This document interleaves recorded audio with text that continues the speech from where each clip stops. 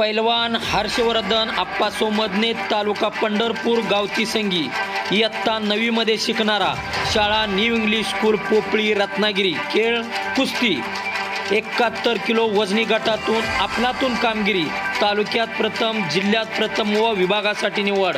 पैलवान म्हटलं की आई वडिलांचं स्वप्न असतं महाराष्ट्र केसरी होणं। याच दिशेने वाटचाल करणारा कमी वयात हत्तीचं बळंगी घेऊन लढणारा हाच तो हर्षवर्धन मदने।